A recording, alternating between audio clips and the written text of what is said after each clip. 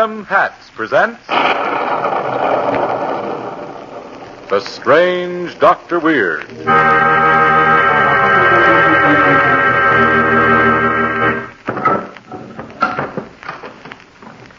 Good evening. Come in, won't you? You seem a bit nervous. Perhaps the cemetery outside this house has upset you. But there are things far worse than cemeteries. Such things as dark, forbidding swamps, stretching for hundreds of miles and inhabited by snakes and mosquitoes and alligators, as in the story I want to tell you tonight. A story I call Death in the Everglades.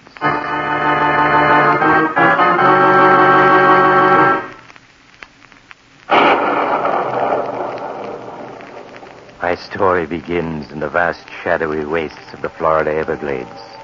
A small dugout glides through the dark swamp water, poled along by a weather-beaten guide. The guide's passengers, Gerald Drake and his wife Kitty, sit nervously in the center of the dugout, subdued by their strange and uncanny surroundings. Gerald, how much further do we have to go? It's been 2 hours now since we left the mainland. I'll see. Guide, how much further is it to my uncle's home? It ain't much further. Just a small piece. Gerald, are you sure your Uncle Jason has money? Well, up until my mother died a year ago, Uncle Jason was sending her $500 a month. And he owns thousands of acres of valuable Florida property. If he has money, why should he choose to live here all alone in these horrible swamps? Because he's an eccentric. Oh, Gerald, please, let's turn back. This horrible dark swamp with its alligators and snakes frightens me. I have a feeling that something dreadful will happen if we don't turn back. Don't be a fool, Kitty. We can't turn back. We're broke, do you understand that? Uncle Jason is our last hope. We must go on.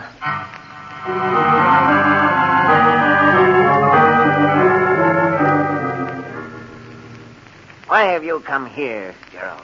Well, after all, Uncle Jason, I am your only living relative, and, well, I wanted to find out how you were getting along. Gerald worries about your living here alone in the swamps. I'll always live here in the swamp. Always. It's quiet and peaceful here.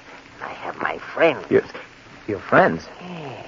Didn't you see them as you came here? Singing in the trees, swimming in the water. I know them all. They're my friends. They protect me from harm like true friends do. Yes, of course, Uncle. I know why you come here. You want money. That's why you come here, isn't it? Well, yes. You see, Uncle Jason, we... Get out. Get out, you hear? I won't give you a cent. Not a cent. But, Uncle Jason, after all, you must remember that I'm your only... Leave my house at once. Get out. But we can't. The guide won't be back until 4 o'clock this afternoon to take us to the mainland. Very well, then. You must stay here until he comes. I'm going out now, and when I come back at sundown, I don't want to find either of you here.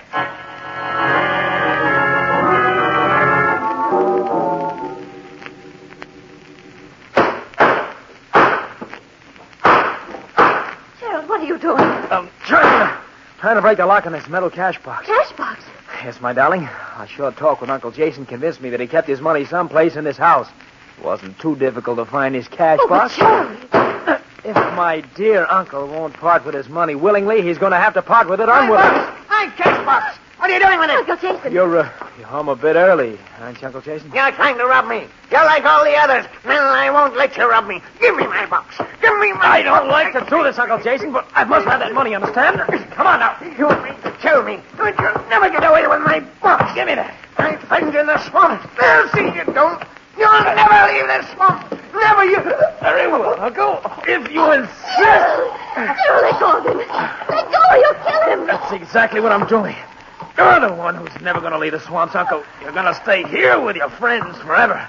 While I go back to the mainland with your money. There. Gerald, you killed him. You killed him. They'll send us to prison for this. Don't be a fool. If anyone should come looking for Uncle Jason, they won't find a trace of him. What do you mean? We're going to get rid of dear Uncle Jason. Yes. Give me a hand with this body, Kitty. We're taking Uncle Jason to his friends.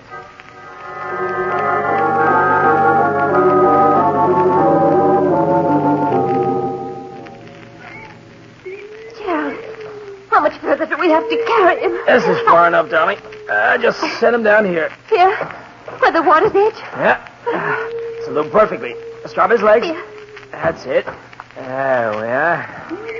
Gerald, you aren't just going to leave him here, are you? Why, of course, darling. Uncle Jason's friends will look after him. His friends. Why, yes. Look over there.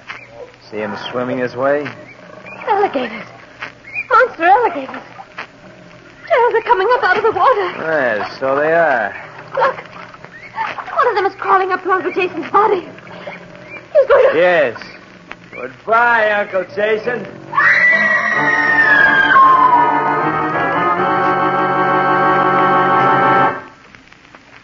Our mystery will be continued in a moment. But, Dr. Weird, if you'll come over here, I have a mystery of my own. Mystery is my business, young man. All right, here's the clue. The number 5. 5 dead men? Oh, no, I'm afraid you're wrong, Doctor. I'm talking about the famous Adam 5, the quality hat made of all fur felt, available at the thousands of Adam hat stores and authorized dealers all over the country for only $5. And it's far from dead. In fact, it's the liveliest number you've ever seen, mister. Why not step into an Adam hat shop and prove it to yourself? Try on your size in a famous Adam 5. Examine its snappy style, its lively color, the look of distinction. You don't have to be a master detective to see that in quality and style, an Adam is America's top hat. Now, Dr. Weird. And now I'll finish my story, Death in the Everglades. An hour after Uncle Jason's death, Gerald and Kitty sat on Jason's dock, waiting for the guide to arrive. While they waited, Gerald tried to break open the metal cash box, but without success. Suddenly, they heard a shout. Hello there! Sorry if I kept you folks waiting. Just hop in the dugout. We're on our way back to the mainland. It's getting dark in a few hours. You don't want to be caught in it. What are you staring at? That box you got there. That's the box your uncle keeps his money in. I've seen it when he's giving me money for provisions. What are you doing with it? That's my business, and I don't have to explain it to you. You do if you want me to take you in my dugout to the mainland. Perhaps this will help you change your mind about that. A gun? Yeah. Now, if you value your life, you'll have us on the mainland within 2 hours. 2 hours, you understand?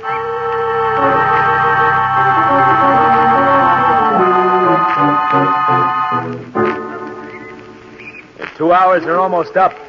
Why haven't we reached the mainland? It's already dark. It's just a small piece beyond this island we're passing. Hear that, Kitty? In a few minutes, we'll be on the mainland. But, Gerald, the guide will go to the local sheriff and tell him everything. Don't you worry about the guide. I'll take care of him. That fool! Why's he going so close to the island? Have us aground if he doesn't Gerald! watch. Gerald, he's gone. He's not in the boat. Gone. Hey, you're right. He must have swung on an overhead branch as we were passing the island. Gerald, there he is. Is he standing in that small clearing on the island? Find your own way to the mainland, you thieving murderers! I'll never take you there! Oh, Gerald, what will we do without him? Kitty, get hold of yourself. We're going to reach the mainland Oh, safely. but how can we find our way? The sun's setting. It's already dark here in the swamp. We may be miles from safety. Miles of these tiny winding streams. These horrible cypress trees growing together over our heads so we can't see where we're going. Stop it, Kitty! Listen to me. We're not in any danger, do you hear me? I admit that we can't get out of the swamp tonight. All we have to do is stay right here in the dugout until morning. When it's light again... No, we'll never find our way out. Even the guides get lost in the Everglades sometimes. Anyway, they won't let us go. They'll stop us just like he said. Who'll stop us? Uncle Jason's friends. Listen to them. All around us. Waiting for us. Look there in the water. They're coming for us. The alligator! Kitty, you mustn't say that. We're going to make it, do you hear me? And we'll be rich. There's a fortune in this cash box. I'll open it for you. Then you'll see how rich we are. Here. It's a hard lock to pick off. Maybe I can shoot it open. Kitty, the lock's broken. Kitty, look. Money. Money? Yeah. It's 50, 100, 150, 200, 210. I mean, there's only $210 in that box. Yeah, but look. There's a paper in the box. It'll probably tell us where the rest of the money's hidden. Come on, let's see. It's a real estate deed. 20,000 acres. Assessed value, $1,000. No, can't be. No, Your uncle was a wealthy man. He had money and land. He has $210 and 20,000 acres of worthless swamp. What? There must be more than this. There's got to be. Stand up, Gerald. Look around you. 20,000 acres of worthless swamp. It's all yours, Gerald. If we committed murder to get it... Kitty, sit down! Sit down, do you hear me? You'll turn the dugout over. We're lost in your vast kingdom full of snakes and alligators. Why don't you ask one of your loyal subjects how to get to the mainland? Go ahead, Gerald. Ask. Kitty, look out! We're turning over! Kitty, are you all right? Where are you? All right, I'm hanging on the dugout. Swim over this way. Kitty, listen, church bells. They're ringing in the village church in the mainland. We can't be more than a few hundred yards from the mainland. Well, that means we'll be able to reach the mainland. Yeah. All we have to do is right the dugout and... Something's up to get me. Kitty, where are you? What happened? No!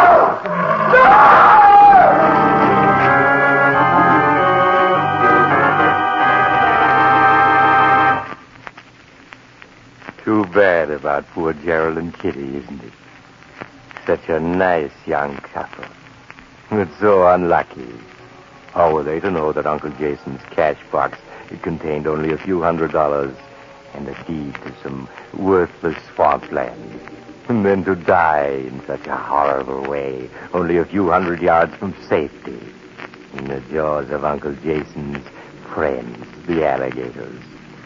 You know, it occurs to me that perhaps Uncle Jason buried his fortune someplace in the swamp.